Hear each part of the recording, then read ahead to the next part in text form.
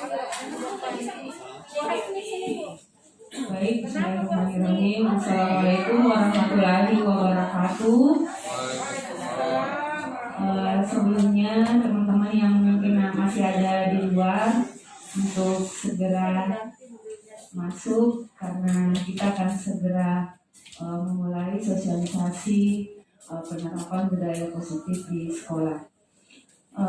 Yang terhormat Bapak Ibu Wakasek, teman-teman guru yang sempat hadir hari ini, alhamdulillah, wasyukurillah, puji syukur kita panjatkan kehadirat Allah Subhanahu wa Ta'ala karena berkat limpahan rahmat dan hidayahnya sehingga kita bisa berkumpul di pagi hari ini guna mendengarkan pemaparan dari teman-teman calon guru penggerak angkatan keempat tentang budaya positif di sekolah.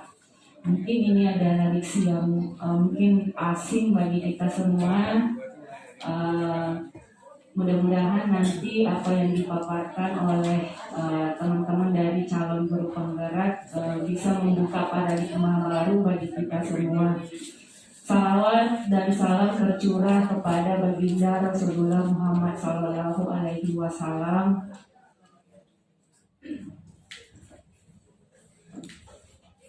Ya, teman-teman yang saya hormati, jadi dari teman-teman calon guru penggerak ada Ibu Marta, Ibu Marwa, dan Ibu Mardiani yang saya akan memaparkan apa sih itu budaya positif. Ya, nanti penerapannya seperti apa di sekolah, di kelas. Saya persilahkan saja untuk lebih mengefisienkan waktu. Untuk kesempatan pertama kepada Ibu Marta dan Muhammad, disilakan. Terima kasih moderator. Assalamualaikum warahmatullahi wabarakatuh.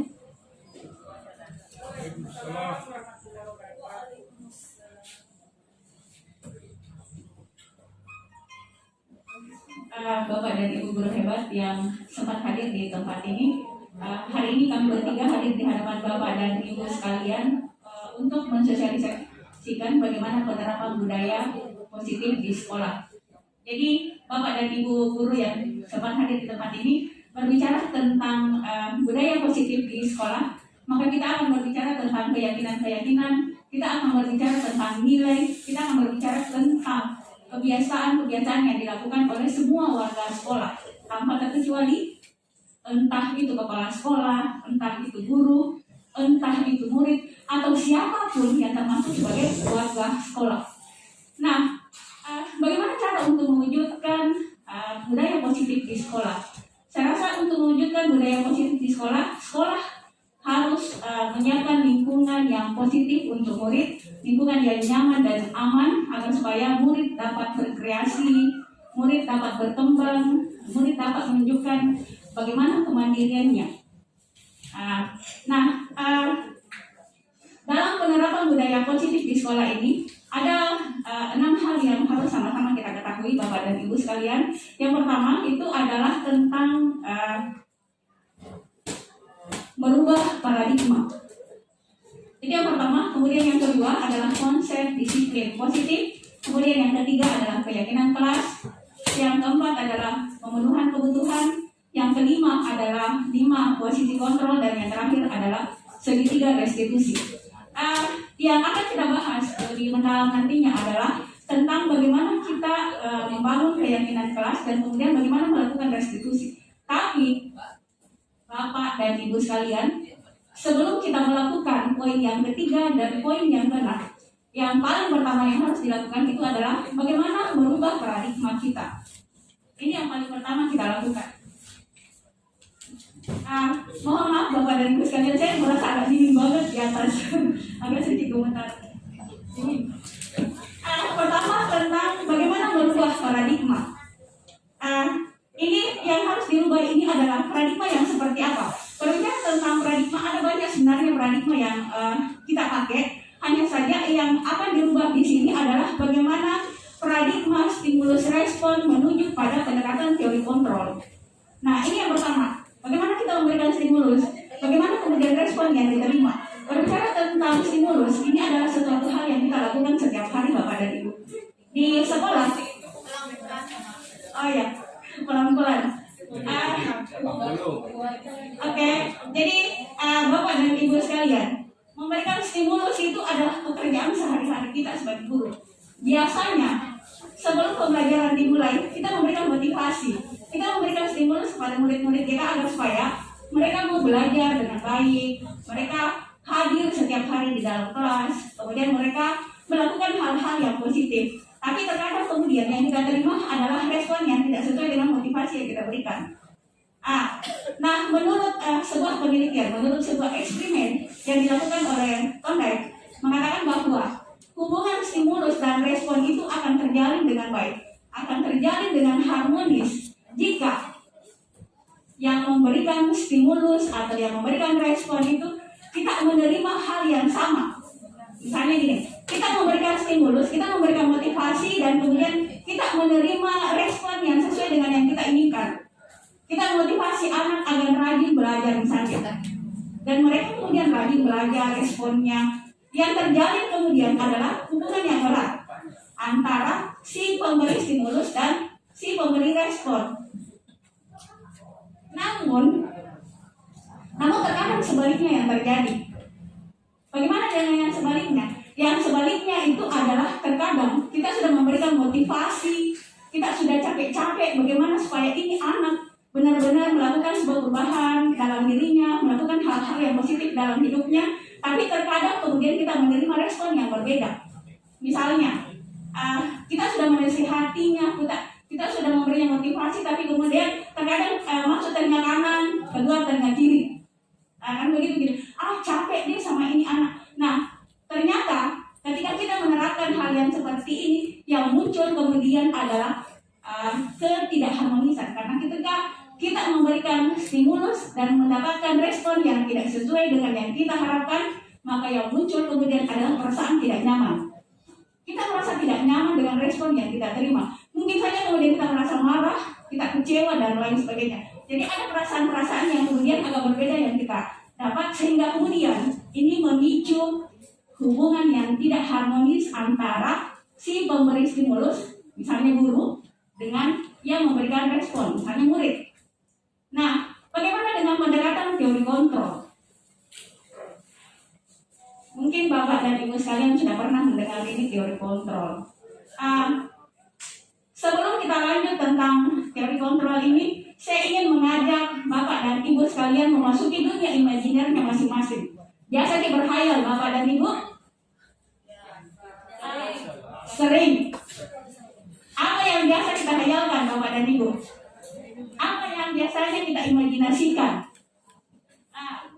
Nah, jadi Bapak dan Ibu sekalian, hari ini mari kita sama-sama memasuki dunia imajiner kita. Mari kita bersama berimajinasi bahwa di telapak tangan Bapak dan Ibu sekalian ini ada sesuatu hal yang sangat berharga. Coba Bapak dan Ibu sekalian lihat telapak tangannya dulu masing-masing.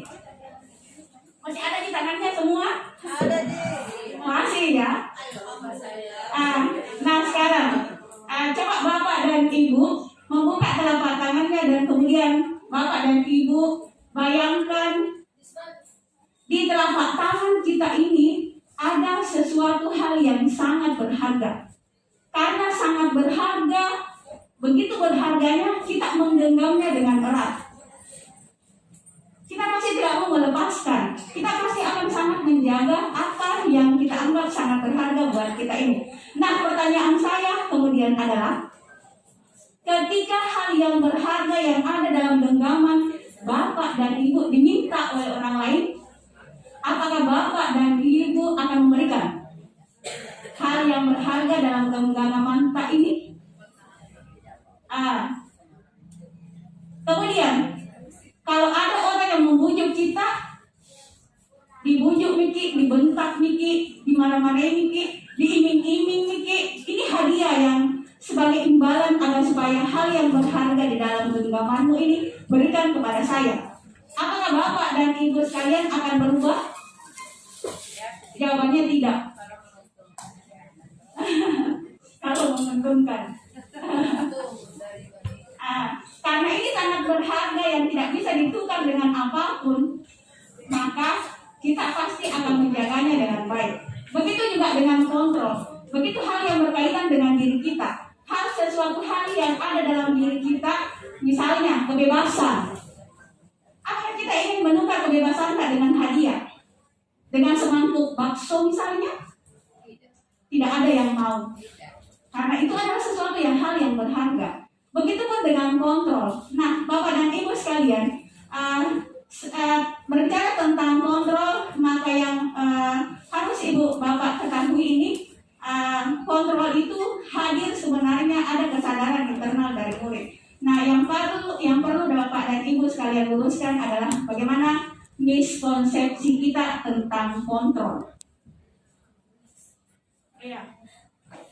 Ini ada ilusi-ilusi yang terbangun dalam kepala kita semua sebagai seorang guru. Nah, ini yang kemudian diluruskan oleh William Gaster. Jadi Bapak Dr. William Gaster kemudian meluruskan tentang ini. Yang pertama, ilusi guru mengontrol murid. Karena ternyata pada saat kita mengontrol murid, pada saat kita menyuruh atau memerintah murid untuk melakukan sesuatu, pada saat itu kalau pun kita berhasil, maka yang terjadi sebenarnya adalah murid mengizinkan dirinya untuk dikontrol. Bukan karena kita berhasil mengontrolnya, tetapi murid mengizinkan dirinya untuk dikontrol. Makanya kita bisa mengontrol. Kemudian yang kedua, ada ilusi bahwa semua penguatan positif itu efektif dan bermanfaat. Jadi biasanya penguatan positif atau bujukan ini juga adalah bentuk-bentuk kontrol. Tetapi kemudian ternyata bentuk-bentuk kontrol yang seperti ini itu lambat laun akan memunculkan semacam perlawanan dalam diri siswa. Dari jangka panjang yang terjadi, kita berusaha untuk terus mengontrol siswa. Kemudian yang ada dalam diri siswa itu bisa jadi ada dua hal, perlawanan ataukah ketergantungan. Bisa jadi dia tergantung dengan kita, segala hal yang akan dilakukannya itu akan tergantung dengan kita. Menurut kita sudah bagus atau tidak.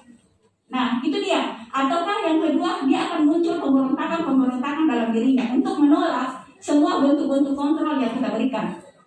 Kemudian yang ketiga, ini yang paling. Yang ketiga, ini yang paling sering terjadi. Kita memberikan kritik dan membuat orang merasa bersalah. Jadi ini ilusinya. Kritik dan membuat orang merasa bersalah dapat menguatkan karakter.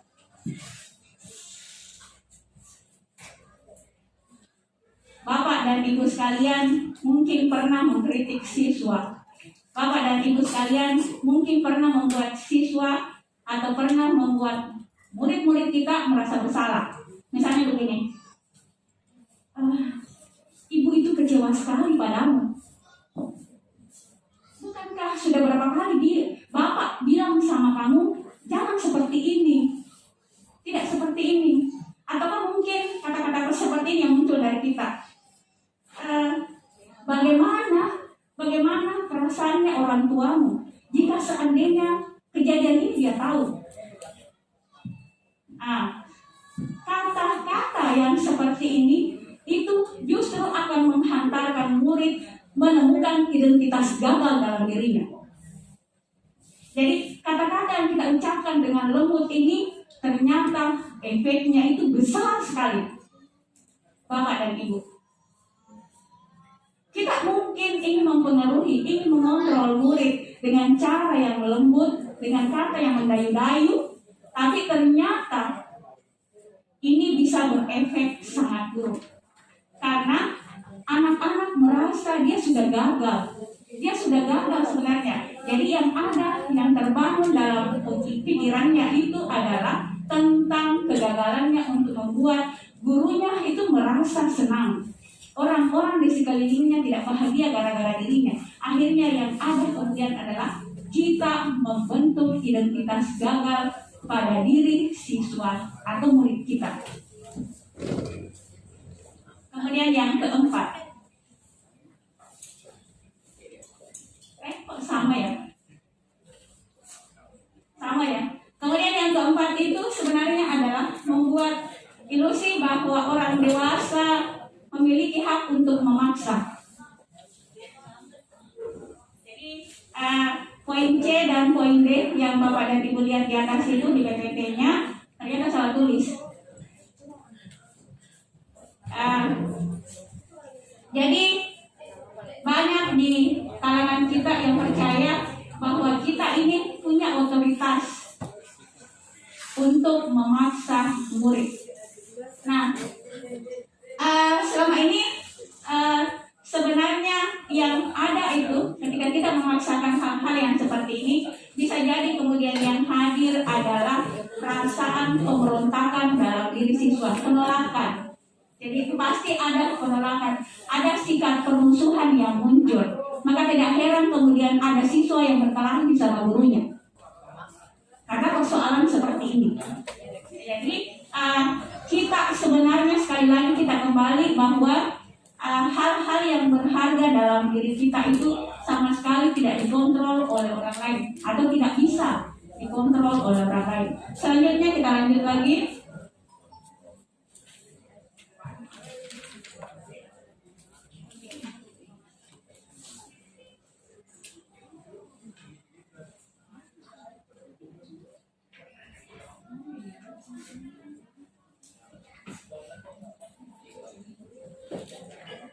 Selanjutnya tentang disiplin positif.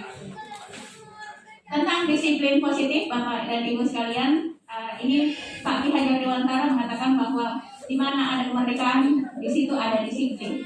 Jadi di dalam kemerdekaan itu ada disiplin. Disiplin yang dimaksud di sini adalah disiplin dari diri kita sendiri. Disiplin yang sifatnya lahir secara internal. Disiplin yang tidak dipengaruhi oleh keberadaan orang-orang di luar dari kita. Jadi ini tidak bersifat eksternal, tetapi bersifat internal, hadir dengan sendirinya. Jadi kemerdekaan itu diikuti dengan disiplin. Kemudian selanjutnya,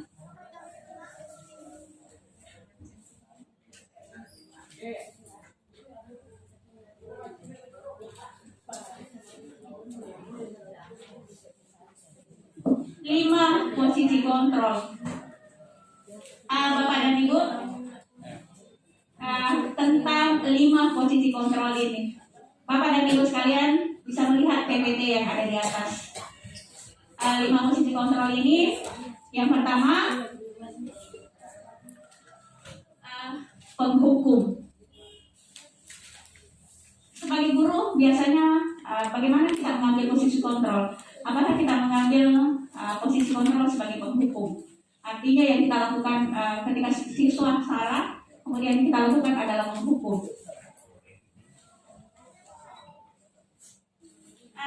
Ternyata yang biasanya yang hadir kemudian ini ketika kita menghukum siswa itu masih mending kalau hukumannya sesuai dengan kesalahan yang dilakukan oleh siswa. Tapi bagaimana jika tidak? Nah, ini pasti akan menghadirkan dendam-dendam yang tidak berkesudahan. Kemudian yang selanjutnya adalah membuat murid merasa bersalah. Itu tadi, jangan lupa bahwa membuat murid merasa bersalah itu akan mengantarkan murid kita kepada identitas gagal. Kemudian sebagai teman, biasa ditempati curhat sama murid. Biasa berteman sama murid. Biasa. Jadi itu bagus sebenarnya Bapak dan Ibu.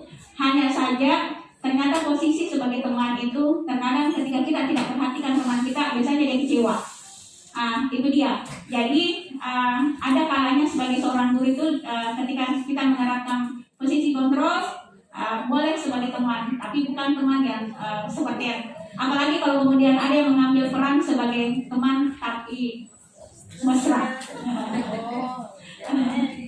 Biasa ada yang mengambil peran begini, teman tapi mesra, TTM. Oh ya, Pak Darwansa katanya.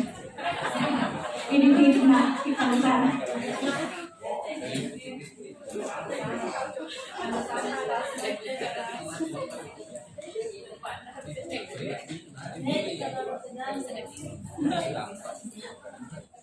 Kodong menghantui. Kemudian pemantau. Bagaimana dengan pemantau? Posisi sebagai pemantau. Biasanya kita sebagai pemantau ini mulai dari awal kita sudah tahu, misalnya kalau ada siswa melakukan kesalahan kita sudah tahu, dia dari awal seperti ini. Jadi kita bisa mengontrol bagaimana kemudian kita mengambil sikap. Kemudian manajer. Pemahaman kita tentang manajer seperti apa Bapak dan Ibu? Pengelola. Manajer Alfawar sudah mengelola, mengatur.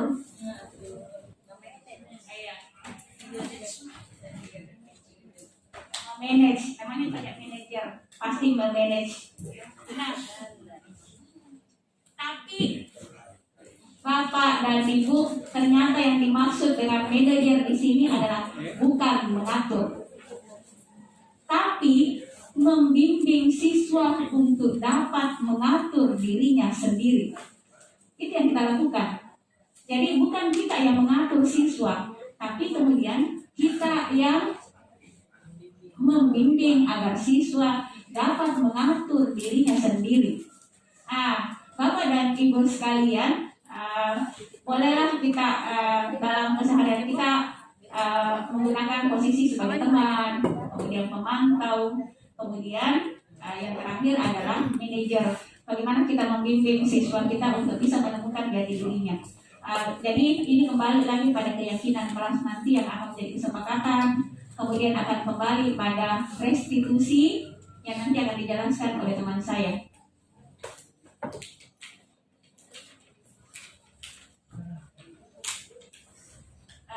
Saya tidak tahu efek dingin saya di atas ini efek dingin AC atau saya yang komentarnya akan melihat wajah Bapak dan Ibu.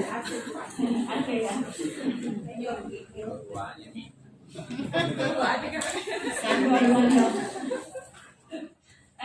Kemudian yang selanjutnya adalah kebutuhan dasar. Jadi Bapak dan Ibu, karena posisi yang kita ambil, orang bilang jalan ninja pilihan kita adalah menjadi guru. Nah ini yang harus kita pahami semua. Kebutuhan dasar. Kebutuhan dasar ini bukan hanya kebutuhan dasar murid kita. Hampir semua kebutuhan dasar sebagai manusia ini ada dalam diri setiap orang. Pertama adalah survival. Bagaimana survival? Berbicara tentang survival bertahan hidup. Jadi ada orang yang mengambil posisi, ada siswa yang melakukan kesalahan, sebenarnya dia hanya berusaha untuk bertahan hidup. Misalnya, ada siswa yang mengambil bekal temannya karena dia tidak dikasih uang sama bapaknya. Mamanya juga tidak kasih bekal ke sekolah. Sementara dia lapar. Tidak ada orang yang peduli. Pedong. Menangis Mia Padar. Nah, ini dia survival. Jadi kebutuhan dasar yang ada pada dirinya itu adalah kebutuhan dasar. Jadi kalau dia mencuri, dia mengambil bekal temannya, itu adalah kebutuhan bagaimana dia bisa bertahan hidup. Survival. Lihat dulu apa sebenarnya masalahnya. Kemudian yang kedua, kesenangan. Fun. Ada orang yang senang menjahili temannya. Ada yang kayak begitu ada orang yang suka bercanda, senang-senang. Dia suka itu kesenangan. Berarti yang sebenarnya yang dia bangun dalam dirinya itu kebutuhan dasar yang dia inginkan dalam dirinya itu adalah bersenang-senang, fun, cinta dan kasih sayang. Siapa yang tidak butuh cinta? Ada lagi. Kita semua butuh dengan cinta. Kita semua butuh dengan kasih sayang.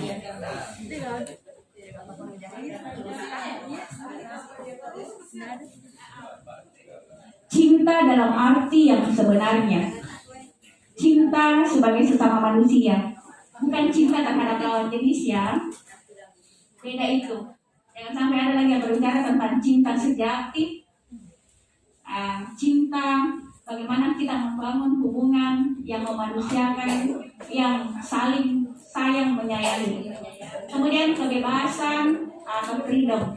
banyak siapa sih yang di antara kita tadi berbicara tentang kebebasan itu adalah sesuatu hal yang berharga dalam diri kita.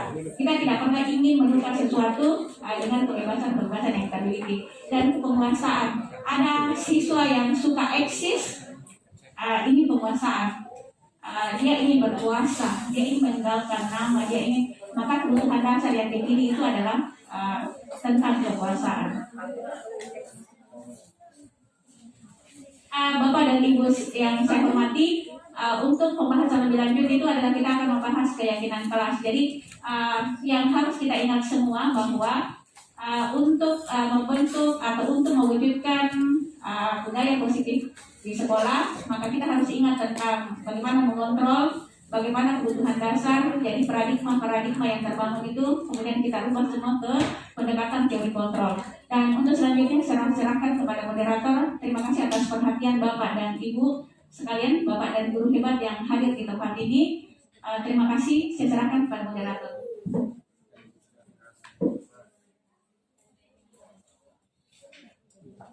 Baik Bapak Ibu, itulah tadi tentang teori kontrol, kemudian kebutuhan dasar manusia. Mungkin yang selama ini kita pelajari, Pak tadi mungkin sering menyampaikan juga di grup tentang kebutuhan dasar oleh Abraham Maslow. Mungkin ada sedikit berbeda, tapi ya pada intinya kebutuhan yang paling rendah itu adalah kebutuhan untuk survive. Jadi kalau Maslow mengatakan kebutuhan fisiologis, kebutuhan fisik kita untuk bagaimana bisa bertahan, dan yang paling tinggi itu adalah kebutuhan aktualisasi diri. Ya, saya sering dengar itu dari Pak Tadi. Kemudian ada tadi tentang 5 posisi kontrol kali. Jadi nanti akan mungkin ada proses tanya jawab tentang bagaimana ini tentang posisi kontrol. Baik, untuk berikutnya tentang keyakinan kelas yang akan disampaikan oleh Ibu Marwah. Silakan.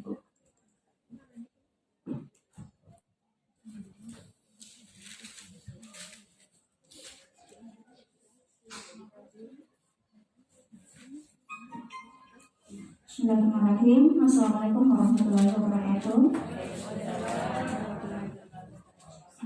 Terima kasih sebelumnya atas kesempatan yang diberikan kepada saya, dan terima kasih pula kepada rekan-rekan guru hebat yang sudah menyempatkan diri untuk hadir pada kegiatan kita hari ini, yaitu kegiatan sosialisasi penerapan budaya positif di sekolah. Nah, melanjutkan apa yang sudah dijelaskan oleh rekan saya tadi, Ibu Marta. Jadi tadi sudah dijelaskan beberapa hal yang kita perlukan dalam penerapan budaya positif. Salah satunya adalah perubahan paradigma. Jadi memang sebenarnya yang dibutuhkan dalam penerapan budaya positif adalah perubahan paradigma terlebih dahulu. Jadi kita perlu untuk mengubah cara pandang kita perlu untuk mengubah kerangka acuan kita perlu move on. Kita perlu move on dari cara atau kebiasaan lama kita. Dengan menggunakan stimulus respon, kita migrasi ke teori kontrol seperti yang sudah dijelaskan tadi, bahwa sebenarnya kita sebagai seorang guru ini tanpa sadar telah melakukan atau telah menerapkan 5 posisi kontrol kepada anak-anak kita.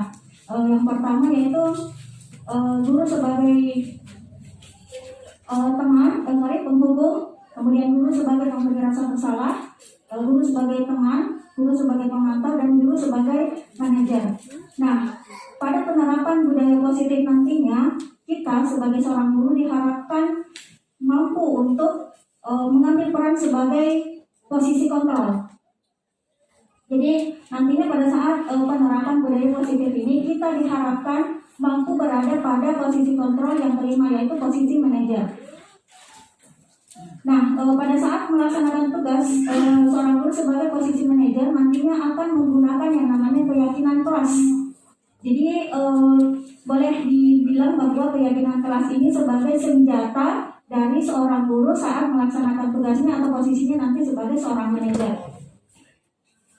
Nah, apa itu keyakinan kelas? Jadi keyakinan kelas adalah prinsip-prinsip dasar yang dibentuk, kemudian diciptakan dan disepakati bersama di antara warga kelas. Yang isinya itu adalah nilai-nilai positif, nilai-nilai kebajikan yang sebenarnya terkandung di dalam setiap aturan. Jadi keyakinan kelas ini adalah nilai-nilai kebajikan atau nilai-nilai positif yang sebenarnya sudah ada pada anak-anak kita. Cuman selama ini mereka kurang mendalami, kurang memahami.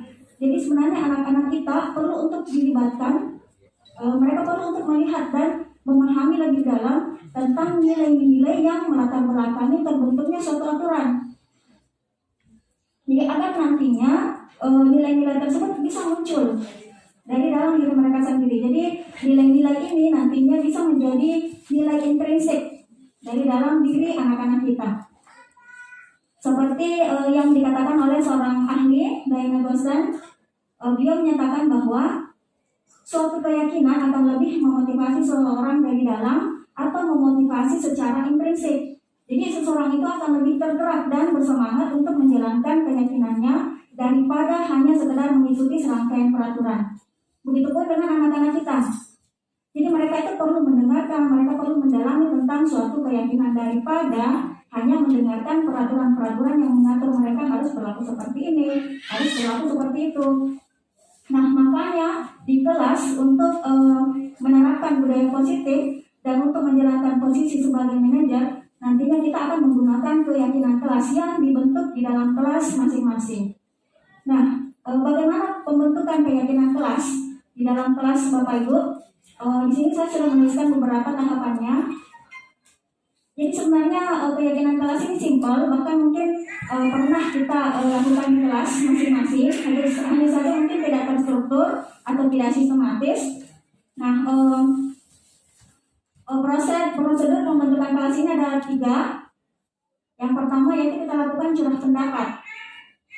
Jadi kita libatkan anak-anak kita untuk saling bertukar pendapat aturan-aturan apa yang mereka ingin terapkan di kelas mereka masing-masing. Kegiatan ini bisa kita lakukan secara individu ataupun kelompok.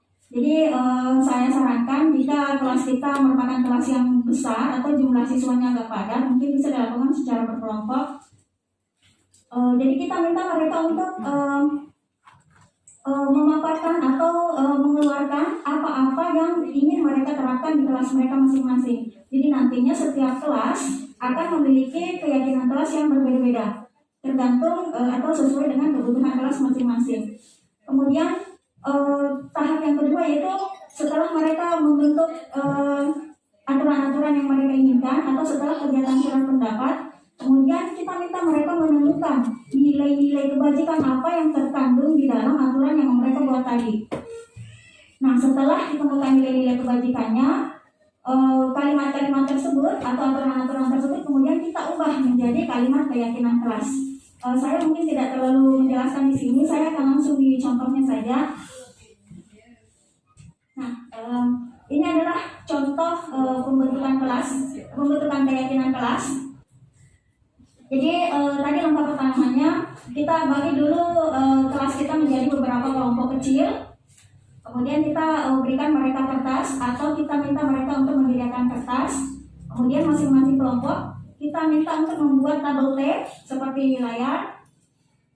Sebagian tabel T ini diisi dengan aturan kelas, kemudian sebagian lagi diisi dengan nilai kebajikan. Nah, sebagian tabel T yang diisi dengan aturan kelas, kita minta kepada anak-anak kita untuk menuliskan aturan-aturan apa yang ingin mereka terapkan di kelas mereka masing-masing. Nah, di sini kita bisa memberikan pertanyaan pemantik kepada anak-anak kita. Misalkan, teman seperti apa yang mereka tidak sukai, atau perilaku yang bagaimana yang tidak ingin mereka munculkan di kelas mereka, atau yang tidak ingin mereka dapatkan di kelas mereka. Nah, di sini saya sudah menuliskan contoh, misalkan saya sebagai salah seorang anggota kelompok yang sedang curah pendapat di kelas. Nah, kemudian saya diminta untuk membuat aturan kelas. Saya kemudian mengingat, teman-teman saya di kelas kalau sudah makan nasi kuning, itu membungkusnya ditaruh di laci, bukan dibuang di tempat sampah. Banyak yang kita dapatkan seperti ini Bapak Ibu ya.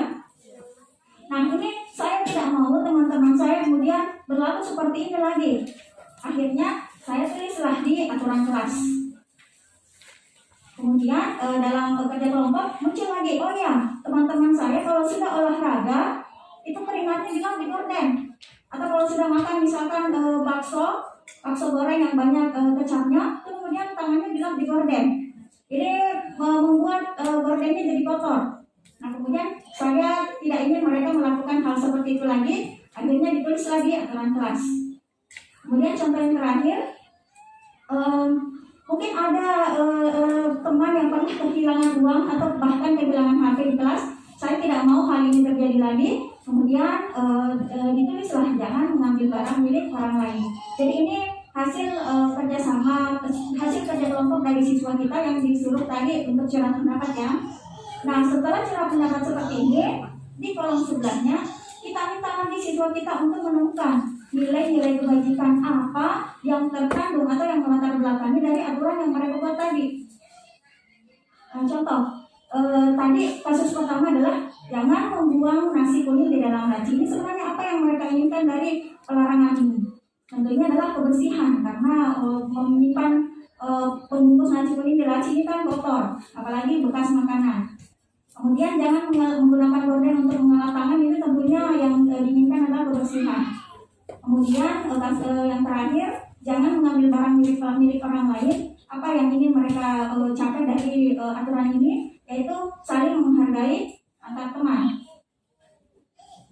Nah, setelah selesai seperti ini, jadi setelah selesai kegiatan curah pendapat, kemudian kita minta mereka menemukan nilai-nilai kebajikan yang ada di dalamnya. Setelah ini kita bisa meminta anak-anak kita untuk persentase per kelompok. Kita minta mereka persentase, jadi seluruh warga kelas nanti bisa mendengar dan melihat, oh ternyata teman saya tidak suka perilaku yang seperti ini. Oh ternyata teman saya tidak suka perilaku yang seperti ini. Nah setelah persentase, kemudian nanti akan muncul beberapa aturan kelas yang sama dari kelompok lain. Misalkan ini nanti kita kerucutkan kembali, kita ambil satu poin saja, kita gabung sebagaimana kita gabung agar tidak terlalu banyak aturan kelas yang muncul. Nah setelah selesai, kemudian yang di layar ini adalah contoh keyakinan yang sudah jadi. Jadi tadi sudah dikerucutkan, kemudian aturan kelas tadi, kalimat-kalimat aturan kelas tadi kita rubah lagi kalimatnya menjadi kalimat yang lebih positif. Kita rubah kembali menjadi kalimat yang menjadi keyakinan kelas. Jadi kalau tadi kalimatnya masih berupa aturan, jangan membuang pembungkus nasi kuning, jangan menggunakan gorden, jangan ini, jangan itu. Tadi itu masih berupa aturan.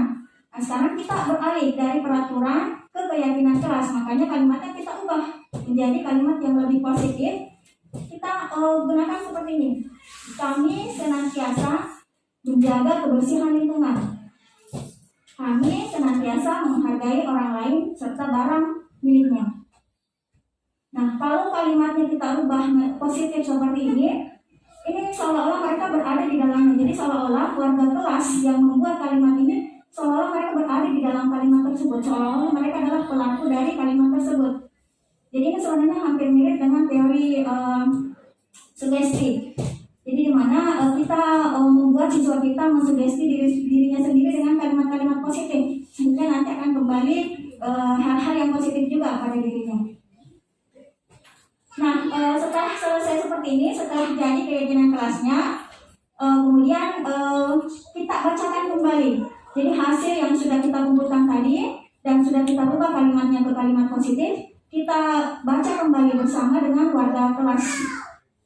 Kita baca, kemudian kita sepakati bersama. Kemudian boleh kita minta anak-anak kita merancangnya agar lebih kreatif lagi, bisa dibuat poster seperti contoh di atas. Kemudian disepakati bersama. Boleh dituliskan nama-nama seluruh anggota kelas, atau boleh juga perwakilan kelas menandatangani. Nah, nantinya hasil dari keyakinan kelas ini kita tempelkan di dinding kelas di bagian yang sering terlihat oleh siswa. Jadi setelah selesai pembentukan keyakinan kelas, anak-anak kita juga sudah paham, oh ternyata nilai-nilai kebajikan yang seperti ini yang berada di belakang aturan. dan ternyata teman-teman kelas saya tidak menyukai perbuatan-perbuatan seperti ini, kemudian kita tempellah keyakinan kelas itu di dinding kelas kita. Nah, mungkin muncul pertanyaan, apakah penerapan budaya positif ini hanya sampai pada penempelan keyakinan kelas di dinding? Jadi prosesnya sebenarnya belum selesai. Jadi tidak hanya sekedar membuat keyakinan kelas kemudian kita tempelkan di dinding, tapi keyakinan kelas ini nantinya akan kita gunakan pada saat kita melaksanakan tugas kita sebagai seorang manajer. Jadi seperti yang saya katakan tadi di awal, bahwa pada penerapan budaya positif kita sebagai seorang guru diharapkan berada pada posisi manajer.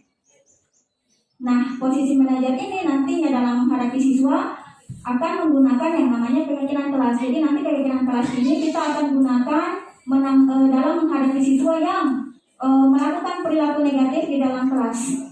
Nah, caranya adalah dengan segitiga restitusi. Ya, caranya adalah dengan segitiga restitusi. Nah, apa itu segitiga restitusi dan bagaimana cara melakukan segitiga restitusi? Nanti akan dijelaskan lebih detail lagi oleh rekan saya, Ibu Mardiani. Untuk keyakinan kelas, saya rasa cukup sampai di sini. Semoga apa yang saya sampaikan bisa bermanfaat untuk rekan-rekan sekalian. Saya rasa cukup. Mohon maaf bila ada kesalahan. Wabillahi taufiq wal hidayah. Wassalamualaikum warahmatullahi wabarakatuh. Saya kembalikan ke moderator.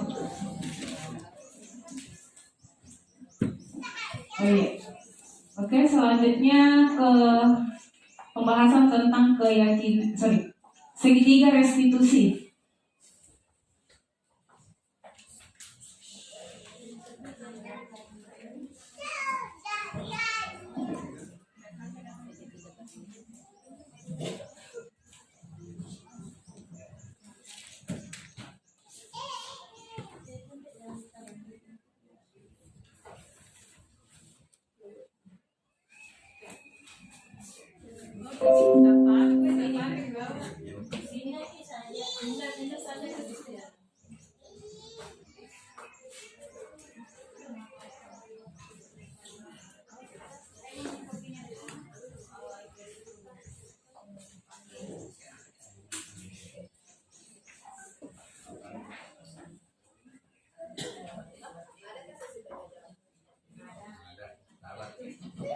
Ada, sebentar ini adalah sesi terakhir dan setelah sesi terakhir ini segitiga restitusi kita ada sedikit tanya jawab sampai agenda kita sampai pukul 9 ya, Bu Marna. Ya, insya Allah. Ya, silakan. Ingat kasih tugas.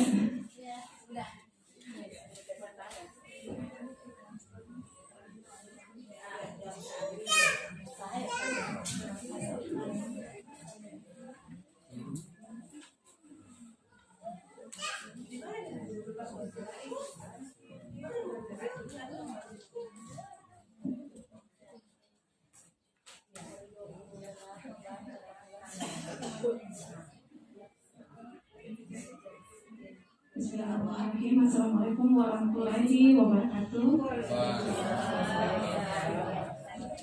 Terima kasih atas kesempatan yang diberikan oleh Ibu Moderator dan kepada Bapak Ibu Guru hebat. Terima kasih atas kesempatannya yang telah hadir pada hari ini dalam penerapan sosialisasi penerapan budaya positif di SMK Negeri 1 Wajo. Nah, mungkin tadi sudah dipaparkan oleh kedua rekan saya, Ibu Marwah dan Ibu Martah, tentang budaya positif yang bisa diberlakukan di sekolah. Yang mungkin yang pertama itu adalah perubahan paradigma, bagaimana stimulus respon ini bisa berubah ke teori kontrol, disiplin positif, dan motivasi yang ada pada diri kita. Kemudian tentang kebutuhan dasar manusia, yaitu bagaimana bertahan hidup atau survival, cinta dan kasih sayang, kebebasan, kesenangan dan kekuasaan yang harus kita ketahui bersama, dan 5 posisi kontrol kita sebagai seorang guru, yaitu penghukum, membuat orang merasa bersalah.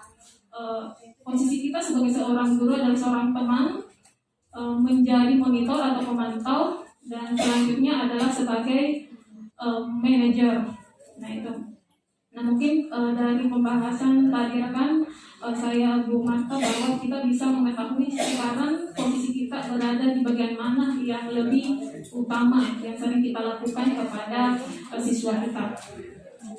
Kemudian dilanjutkan tadi pemaparan tentang keyakinan kelas, dan terakhir yaitu tentang segitiga restitusi. Nah, segitiga restitusi ini akan menindaklanjuti tentang keyakinan kelas yang telah dipaparkan oleh Ibu Marwah tadi.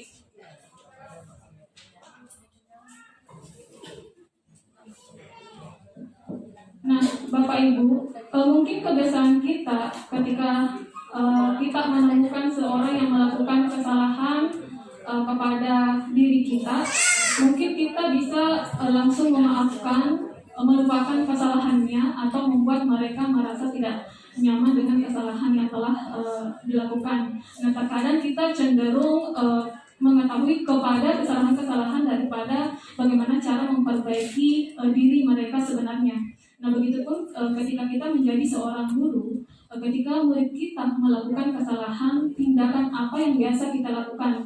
Nah, mungkin terkadang kita mengungkit-ungkit kesalahannya, atau terkadang kita memarahi, mencacinya, atau mengulang kesalahan-kesalahan, menunjukkan kesalahan-kesalahan yang telah dibuat, mengkritik ataupun mendiamkannya, bahwa hal seperti ini harusnya tidak kita lakukan. Karena apa? Ini bisa menyebabkan siswa kita merasa bersalah kepada dirinya sendiri, dan dia akan merasa gagal sehingga moralnya bisa tidak stabil. Seperti itu. Nah, kira-kira bagaimana respon kita bila ada murid kita melakukan kesalahan? Nah, di sini Bapak Ibu kita bisa melakukan dengan cara restitusi. Apa itu restitusi? Restitusi itu adalah bagaimana cara atau sebuah cara menanamkan disiplin positif pada murid kita. Nah, di sini yang dibutuhkan adalah proses. Prosesnya bagaimana menciptakan kondisi murid yang tadinya bersalah, memperbaiki kesalahan-kesalahan yang mereka lakukan, sehingga mereka bisa kembali ke kelompok atau karakter yang lebih kuat. Nah, di sini prosesnya restitusi adalah bagaimana kita sebagai seorang guru berkolaborasi dengan siswa kita, bahwa mengajarkan murid kita untuk mencari solusi atas masalah-masalah yang telah dihadapi. Artinya murid sendiri yang akan mencari solusi tentang masalah-masalah atau kesalahan-kesalahan yang telah diperbuatnya. Kita kembalikan ke diri murid untuk merefleksi apa yang telah dilakukan. Nah, di sini posisi kita sebagai seorang guru yaitu membantu murid berpikir tentang seperti apa orang yang yang dia impikan. Dia ingin menjadi orang seperti apa kelak, dan bagaimana memperlakukan orang lain. Pada akhirnya murid kita akan memiliki tujuan hidup dan disiplin lebih positif, dan lebih di sini lebih menekankan untuk pemulihan dirinya setelah berbuat salah. Jadi kita tidak fokus kepada kesalahan yang murid kita lakukan, tetapi kita fokus kepada solusi untuk mencari kesalahan, dan kita kembalikan ke murid kita bagaimana dia bisa memperbaiki kesalahan yang telah dia lakukan. Kenapa harus dilakukan? Tujuannya agar murid kita nantinya menghargai nilai-nilai kebajikan yang mereka percayai. Nah, bahwa tadi ada kesepakatan keyakinan kelas yang telah dilakukan sebelumnya bersama teman-temannya, dia bisa kembali ke karakter dan nilai-nilai yang telah dipercayai di kelasnya tersebut. Mengapa harus restitusi? Nah, ini yang perlu ditanyakan. Inilah prinsip-prinsip yang perlu kita ketahui, Bapak Ibu guru hebat yang ada di sini. Penerapan segitiga restitusi, yang pertama itu prinsipnya bahwa kita harus memahami bahwa restitusi ini bukan untuk menebus kesalahannya siswa, namun kita berusaha siswa ini belajar dari kesalahan yang telah dibuat. Nah, dengan cara ini, cara yang perlu yang kita lakukan sebagai seorang guru adalah bagaimana cara kita mendekati siswa kita, bagaimana kita memahami siswa ini, memperbaiki hubungan itu. Dia bisa mengetahui dampak apa yang dilakukan dari kesalahannya tersebut dan apa yang bisa dilakukan untuk memperbaiki kesalahan tersebut, sehingga dampak kepada orang lain bisa dia pahami sendiri. Jadi seperti itu, memperbaiki hubungan apakah dari guru, apakah dari temannya yang telah dilukai hatinya, ataukah mungkin pada dirinya sendiri. Di sini harus saling menguntungkan antara beberapa pihak. Yang ketiga itu adalah tawaran. Restitusi adalah tawaran, bukan paksaan. Nah, di sini kita meminta siswa, kita sebagai seorang guru meminta siswa apa solusi dari masalah yang bisa dia terapkan untuk dirinya sendiri. Nah, kita memberikan tawaran kepada siswa, bukan kita yang harus memaksa siswa untuk melakukan hal tersebut. Karena apa? Terkadang kalau kita memaksa siswa melakukan apa yang kita inginkan hanya bisa berlaku secara singkat. Nah, yang kita butuhkan adalah bagaimana karakter siswa ini bisa bertahan dalam jangka waktu yang cukup lama. Yang selanjutnya yaitu restitusi menuntut untuk melihat ke dalam diri. Mengapa dikatakan seperti itu? Nah, di sini tindakan kita sebagai seorang guru, nah kita di sini bisa mengeksplorasi orang seperti apa yang diinginkan oleh siswa. Itulah dia bisa berkata jujur dengan diri sendiri, lebih memahami dirinya sendiri untuk berbuat lebih baik. Kemudian yang kelima, mencari kebutuhan dasar yang mendasari tindakan. Nah, tadi kita ketahui bahwa kebutuhan dasar seseorang itu ada beberapa, yang 5, untuk survival, kebebasan, penguasaan. Nah, dari segi ini melalui restitusi ini bahwa kebutuhan yang dibutuhkan siswa seperti apa, dia bisa melakukan sehingga dia melakukan kesalahan-kesalahan yang telah diperbuatnya. Lanjut, restitusi diri adalah cara yang paling baik. Nah, bukan hanya untuk siswa kita pun sendiri harus mengetahui bagaimana cara untuk memahami diri kita sendiri. Terkadang di sini kita sering atau cenderung mengomentari orang lain tanpa memahami diri kita sendiri.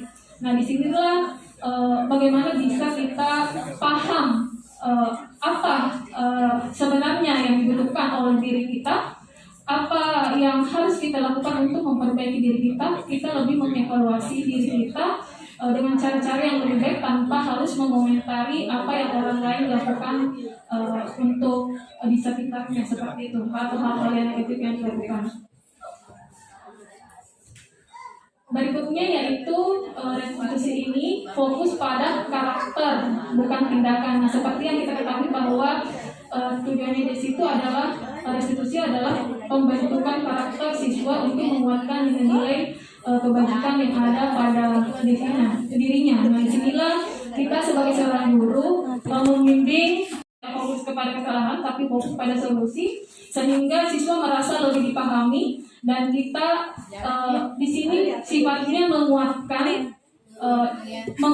itu adalah bagaimana kita mencari, kita sebagai guru masuk ke dalam wilayahnya siswa dan memahaminya lebih dari sebagai seorang teman atau sahabatnya. Kemudian ke-9, fokus pada solusi.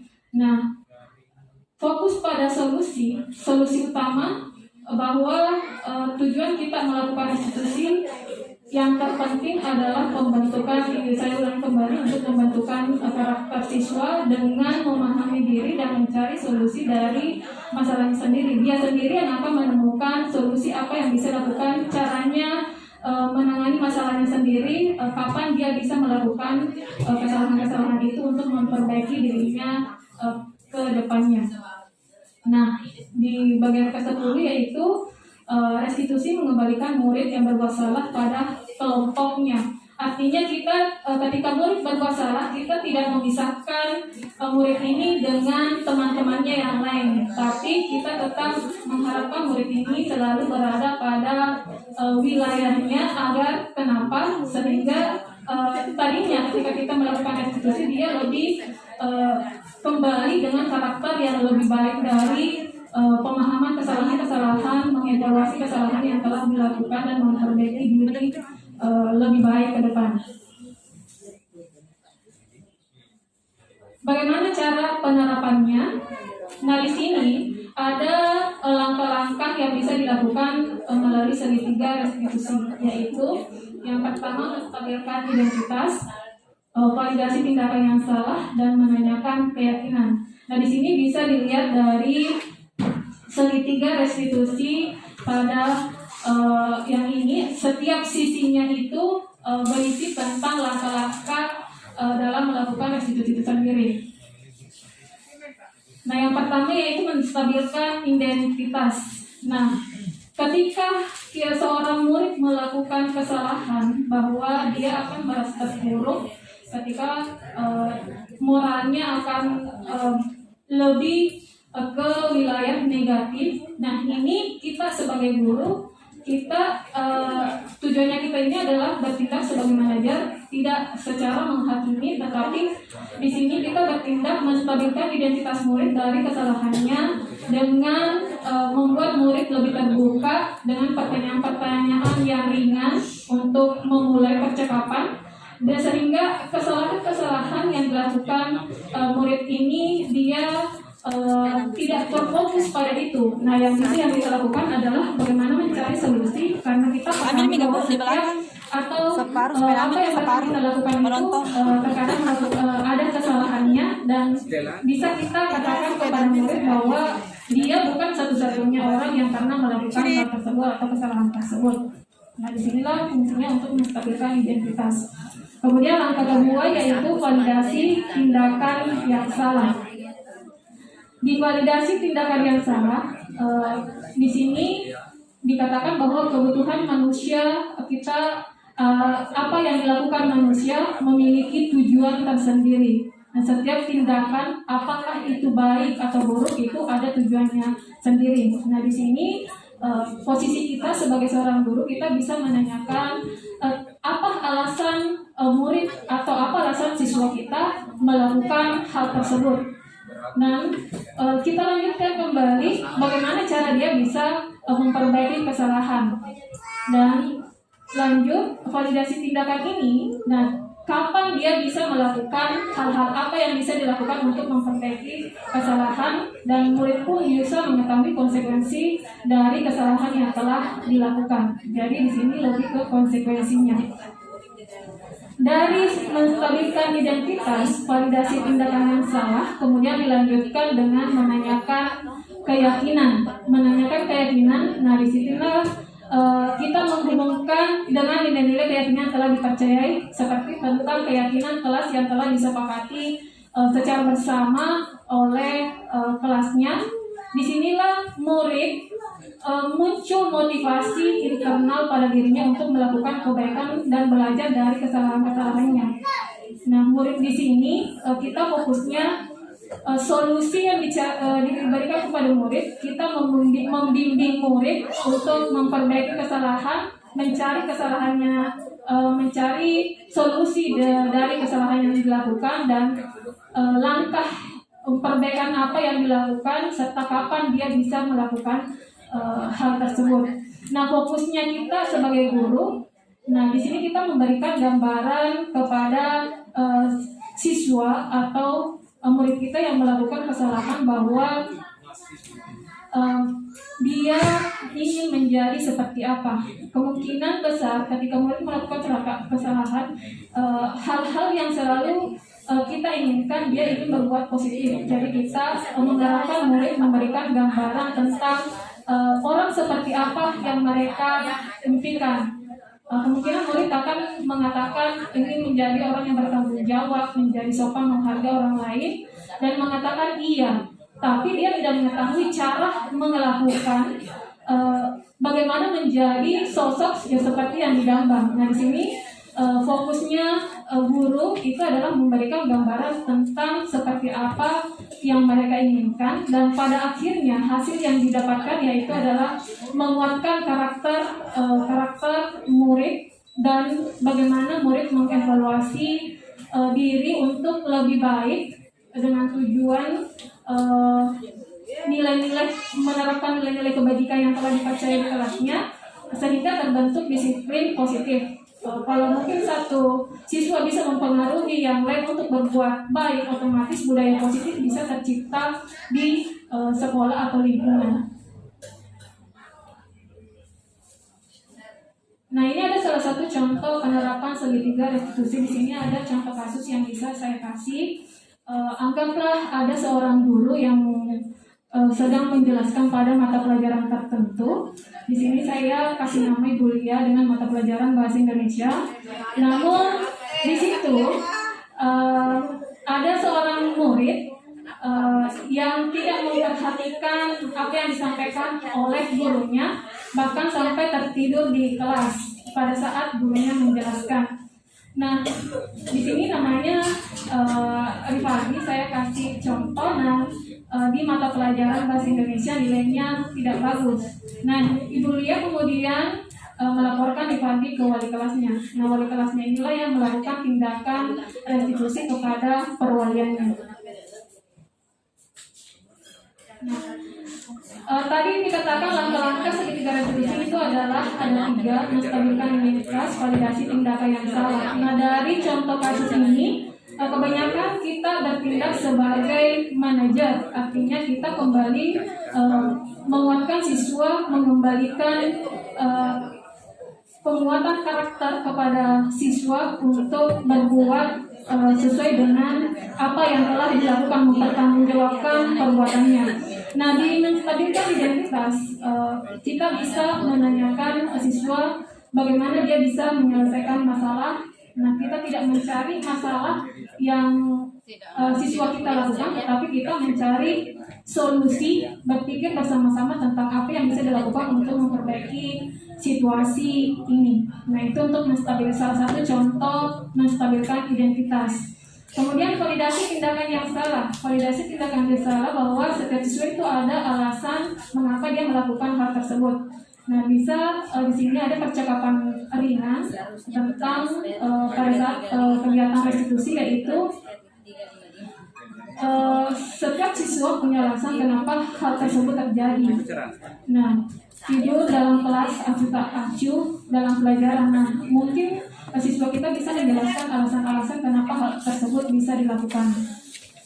Nah, kita lanjut kembali bahwa anak-anak atau murid yang melakukan kesalahan bisa menjelaskan tentang alasan-alasan dia melakukan kesalahan tersebut. Nah, bisa kita lanjutkan dengan pasti dia punya cara untuk memperbaiki kesalahan. Kita kembali menggali siswa agar dia kesalahan yang dilakukan itu apa yang bisa diperbaiki dari dirinya sehingga kesalahannya untuk lebih baik ke depannya. Nah, kira-kira apa yang bisa dilakukan untuk memperbaiki dan kapan dilakukan dalam melakukan perbaikan kesalahan itu. Nah, jadi siswa di sini bisa diarahkan kembali ke tindakan perbaikan diri, kembali ke karakternya, menjadi lebih jujur dan menjadi bertanggung jawab dengan atas perlakuan yang telah dilakukan. Kemudian menanyakan keyakinan, kita kembalikan ke keyakinan kelas yang telah disepakati. Apa yang dia percaya dengan kelasnya dan nilai apa yang telah dia sepakati. Nah, itulah contoh penerapan segitiga restitusi. Nah, di sini Bapak Ibu guru hebat melakukan hal ini adalah bukan hal yang bisa dilakukan secara instan. Jadi butuh proses untuk melakukan hal yang bisa memunculkan budaya positif yang lebih di sekolah kita. Nah, di sini dibutuhkan kolaborasi kerjasama untuk semua pihak agar sekiranya kegiatan-kegiatan penerapan budaya positif bisa kita berlakukan di sekolah kita. Kemudian butuh kesabaran ekstra untuk bagaimana kita memahami diri siswa kita sendiri, karena setiap siswa itu memiliki karakter yang berbeda. Nah, disinilah fungsinya kita sebagai seorang guru berfungsi untuk menuntun seperti apa yang dikatakan oleh Ki Hajar Dewantara. Satu hal yang perlu saya sampaikan bahwa bila kita ingin membuat kemajuan, perlahan sedikit demi sedikit ubahlah sikap atau perilaku kita. Namun bila kita ingin memperbaiki cara-cara utama kita, maka kita perlu mengubah kerangka acuan kita. Ubahlah bagaimana melihat dunia, bagaimana berpikir tentang manusia. Ubahlah paradigma kita, skema pemahaman dan aspek tertentu tentang realitas, sehingga apa yang kita impikan, harapan yang kita impikan seindah dengan kenyataannya. Saya kira seperti itu. Wassalamualaikum warahmatullahi wabarakatuh. Ya, sisa 3 menit menuju jam 9, mungkin satu sesi pertanyaan tentang karena masih ada agenda berikutnya. Jadi saya persilakan kepada Bapak Ibu yang mungkin ada pertanyaan tentang apa yang kita bahas hari ini. Ya, Ibu Sakia, Ibu Herma, dan ibu-ibu semua. Iya. Oh ya, ada. Bapak Kesek dulu yang pertama, Pak. Harus yang pertama, maaf.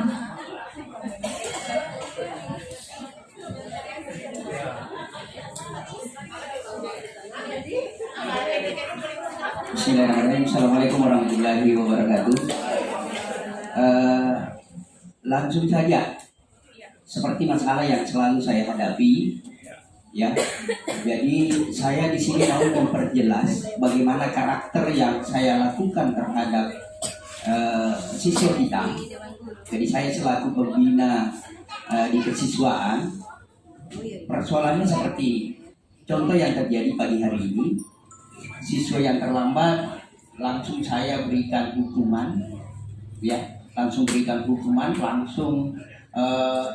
terjadi reaksi, ya. Apa yang dilakukan adalah menghukum untuk pembersihan lingkungan sekolah.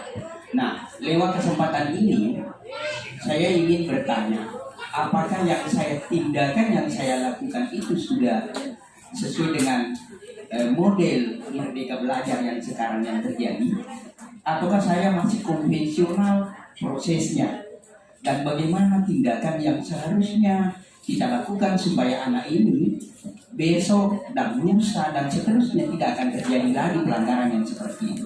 Oke, saya kira sudah cukup dari saya. Terima kasih. Assalamualaikum warahmatullahi wabarakatuh.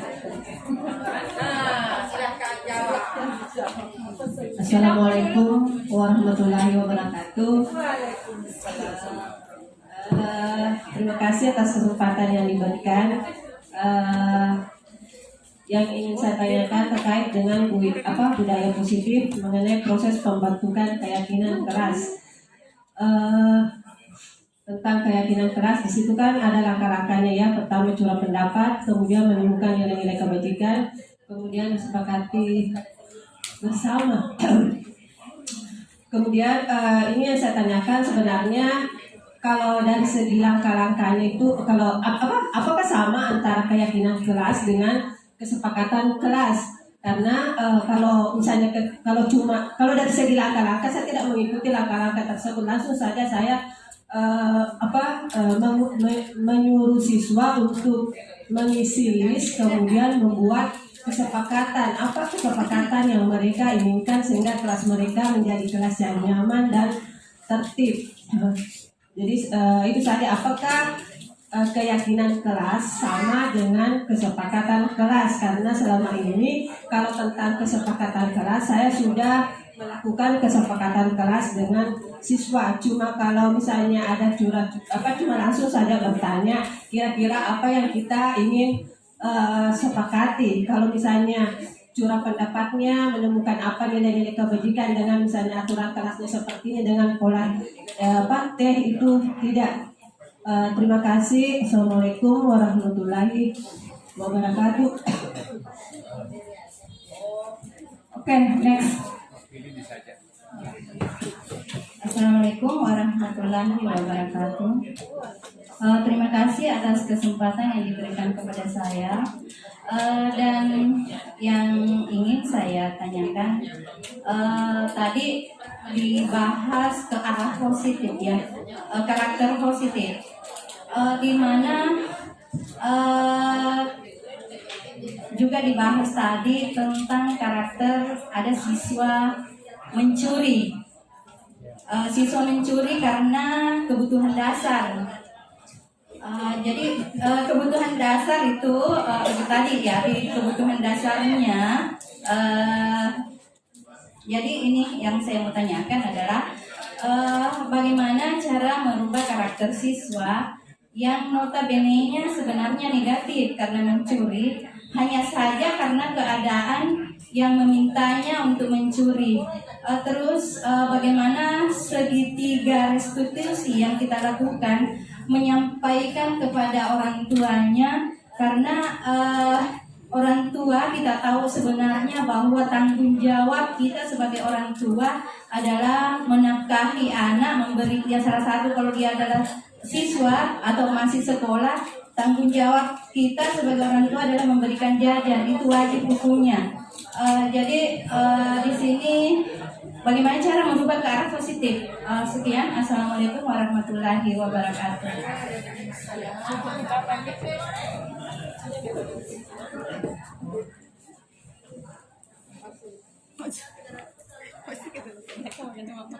Ya, cukup mungkin 3 pertanyaan. Masih siapa?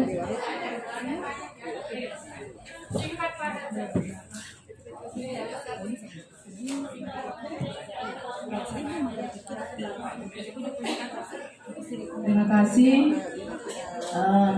guru hebat, guru penggerak. Hanya yang saya ingin sampaikan di sini adalah mungkin semacam pendapat dan harapan ke depan, karena materi kita hari ini sangat esensial yang harus dipahami oleh guru.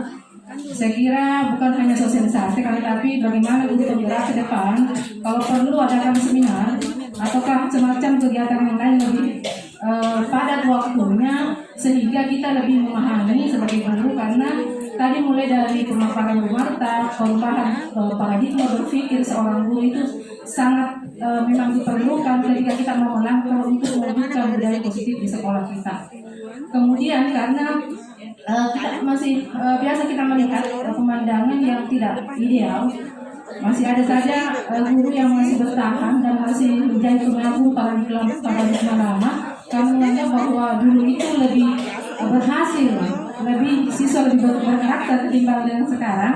Dan ini barangkali ketika guru penggerak melihat hal ini, bagaimana langkahnya guru penggerak untuk mendobrak hal ini. Kemudian selanjutnya banyak sekali pengistilahan yang dimunculkan dari guru penggerak yang tidak pernah saya dengar, akan tetapi pada hakikatnya ini sudah kita lakukan, seperti yang dipaparkan tadi saudari Bu Marwa, bahwa itu pembentukan keyakinan kelas. Ini kita sudah lakukan. Ada, kalau saya dipindahkan ke kontrak belajar. Ketika pertama pembelajaran itu ada kontrak belajar dari siswa, itu dari curah pendapat siswa bagaimana kita supaya pembelajaran ke depan itu baik. Contoh saja misalnya penggunaan HP. Kalau misalnya pertama kita mengajar itu kita perlu kontrak belajar, maka siswa sendiri yang mengatakan kalau ada tuh yang menggunakan HP ditangkap ya. Itu kan satu kontrak belajar. Nah, tetapi istilah yang dimunculkan sekarang adalah keyakinan kelas. Apakah sama itu kontrak belajar yang saya lakukan selama ini di kelas dengan keyakinan kelas yang dimunculkan tadi oleh guru penggerak? Selanjutnya adalah segitiga restitusi. Ini juga menarik sekali, bagaimana langkah seorang guru untuk memberikan tawaran-tawaran positif kepada peserta didik yang nantinya untuk mencari solusi permasalahan yang lebih efektif, bukan hanya pada pemberian punishment. Meskipun kita sadari bahwa di pembelajaran itu memang ada metode reward dan punishment. Akan tetapi di punishment ini bukan pada penggunaan kekerasan. Jadi teman-teman sekalian di atas, saya mohon penjelasannya seperti apakah punishment yang kita bisa lakukan sehubungan dengan budaya positif yang kita munculkan di sekolah. sekiranya kita tidak melenceng dari aturan-aturan punishment itu. Karena punishment kan itu ada yang bersifat kekerasan, ada juga yang tidak. Nah, seperti apa punishment yang kita bisa lakukan seperti tadi yang dicontohkan oleh Bapak Kepala Sekolah di belakang? Apakah selama ini budaya-budaya yang kita punishment yang kita berikan di sekolah ini memang sudah sesuai dengan aturan Merdeka Belajar, ataukah itu masih perlu direvisi atau kita melanggar dengan hal itu? Terima kasih. Assalamualaikum warahmatullahi wabarakatuh.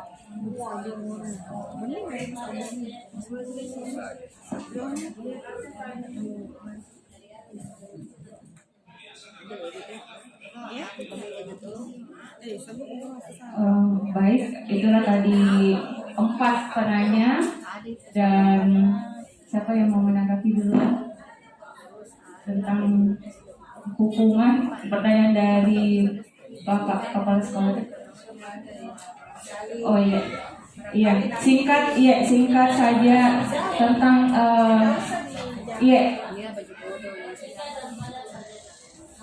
siapa yang mau jawab duluan?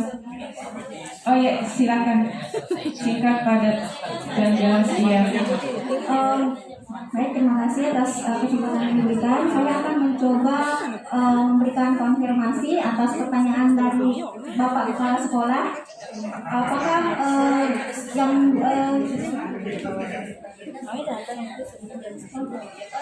saya pindah ke pertanyaan kedua dulu karena Bapak Kepala Sekolah tidak di tempat. Tadi pertanyaan kedua, apakah sama? Jadi pertanyaan dari Ibu Sakia hampir mirip dengan pertanyaan dari Ibu Nur Faida. Apakah sama keyakinan kelas, kesepakatan kelas, dan kontrak belajar? Jadi sebenarnya kesepakatan kelas, keyakinan kelas, dan kontrak kelas hampir sama. Hanya saja yang miss dari kita selama ini, yang hilang dari kita selama ini, pada saat kita membuat kesepakatan kelas atau kontrak belajar, itu kita tidak menyertakan nilai-nilai positif apa atau nilai-nilai kebajikan apa yang melatar belakangi kita membuat kesepakatan kelas tersebut. Nah, kalau di keyakinan kelas, kita mengajak anak kita minta mereka untuk menemukan nilai-nilai positif apa yang terkandung di dalam aturan tersebut, apa yang melatar belakangi aturan tersebut. Jadi mereka paham, oh ternyata ini alasan kenapa kita kemudian membuat aturan ini. Itu mungkin bedanya antara keyakinan kelas, kesepakatan kelas, dan kontrak belajar.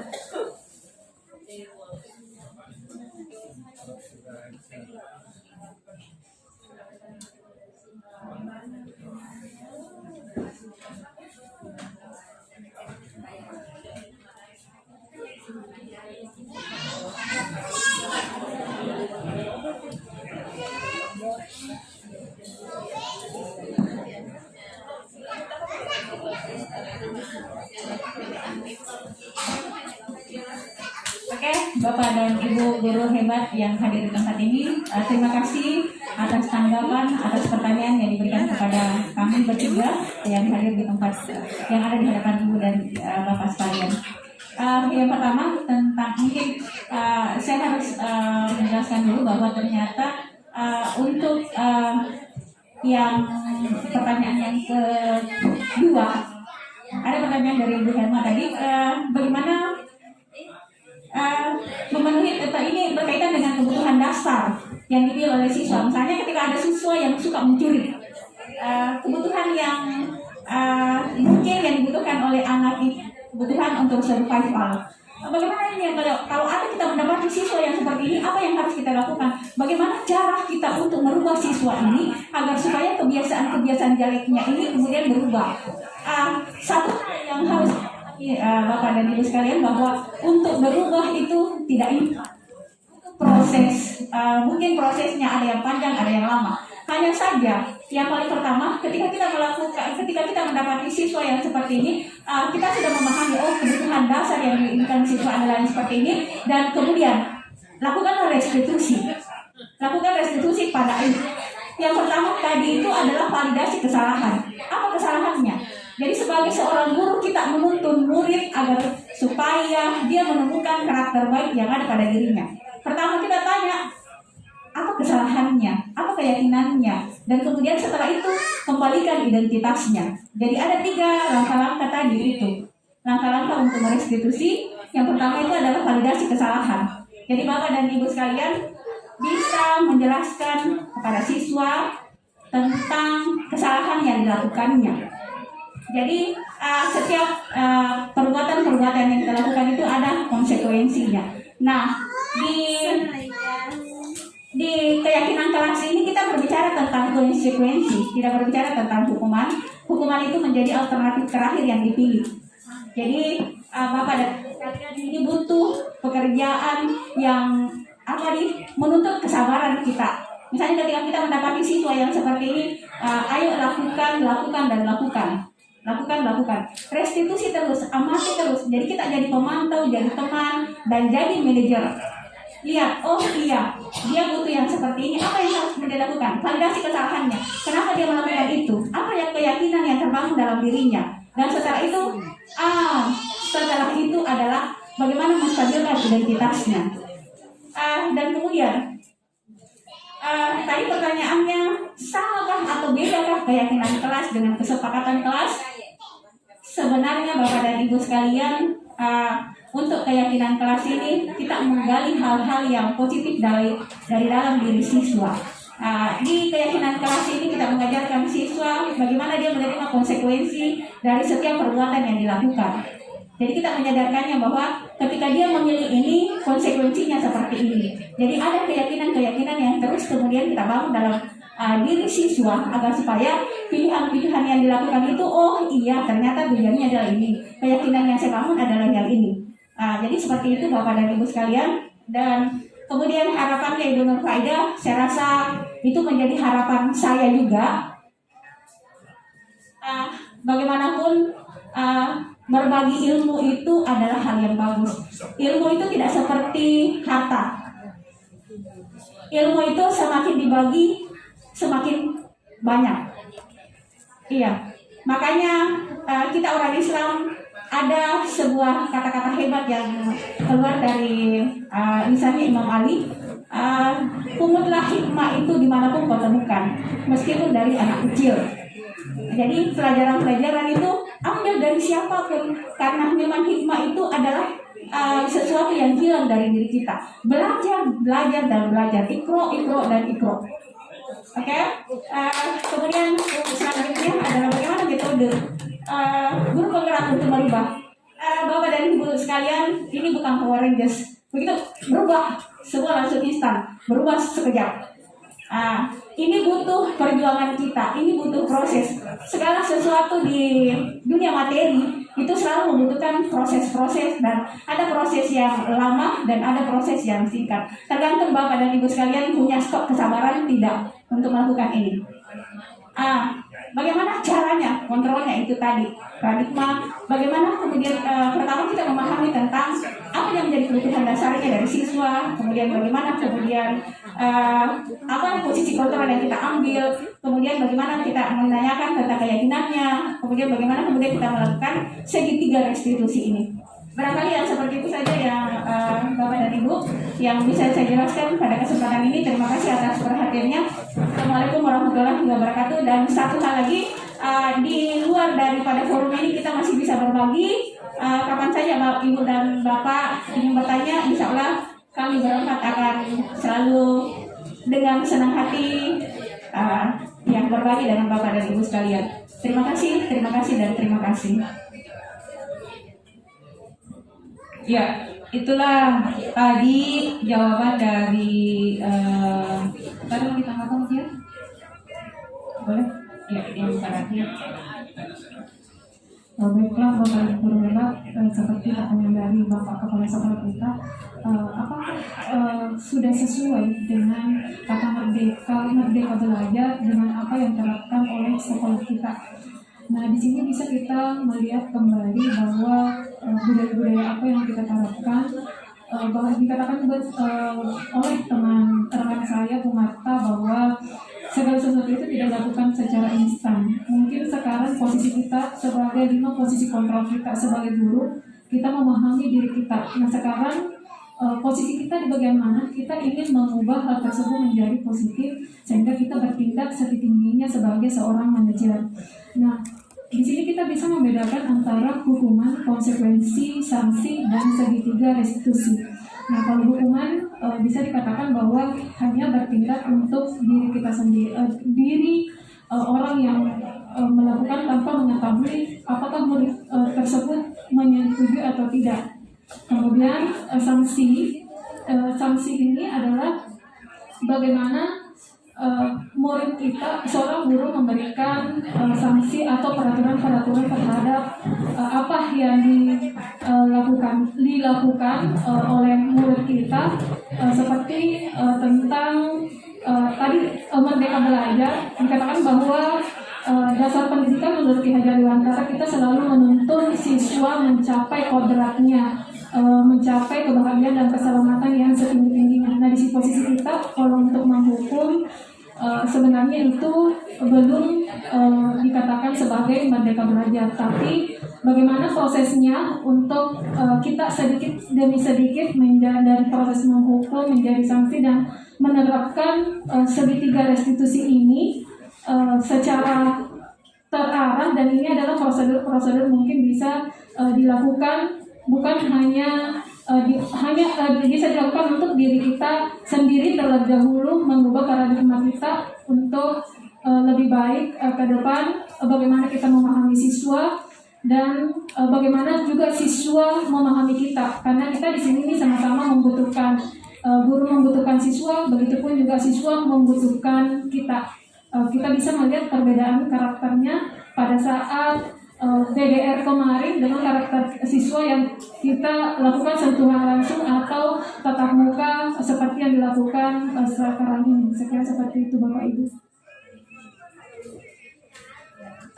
Saya kira demikian Bapak Ibu. Jadi intinya kan kita menginginkan posisi kontrol kita idealnya ya Bapak Ibu itu di posisi manajer, tetapi ketika melihat kondisi siswa kita, cocoknya saya menempatkan diri saya di posisi pemantau mungkin atau monitor atau mungkin sebagai teman. Jadi sepintar-pintarnya kita melihat juga kondisi siswa kita, karena siswa kita kan kadang kalau ditanya kenapa melakukan begitu, jawabannya tidak tahu. Jadi dia pun tidak tahu atas dasar tindakan yang dilakukan itu apa. Jadi di sinilah kita pintar-pintarnya melihat saya menempatkan diri saya mungkin di posisi kontrol pemantau mungkin. Meskipun pada hakikatnya kita idealnya di posisi manajer tadi, bagaimana membimbing siswa menemukan sendiri kesalahannya, bagaimana kemudian dia menyadari bahwa dia tidak akan melakukan kesalahannya, itu kan yang ideal yang ingin kita yang kita harapkan. Namun kenyataan di lapangan tidak seindah yang kita bayangkan. Jadi mungkin itulah tadi kita perlu proses, kita perlu semua berkolaborasi bahwa ini memang sesuatu yang menantang. Untuk membangun sesuatu yang baru, membangun budaya positif itu butuh tantangan dan kerjasama dari kita semua. Saya kira demikian Bapak Ibu sosialisasi hari ini, mudah-mudahan ada manfaatnya bagi kita semua. Lebih dan kurangnya mohon maaf atas segala kekurangan. Billahi taufiq wal hidayah. Assalamualaikum warahmatullahi wabarakatuh.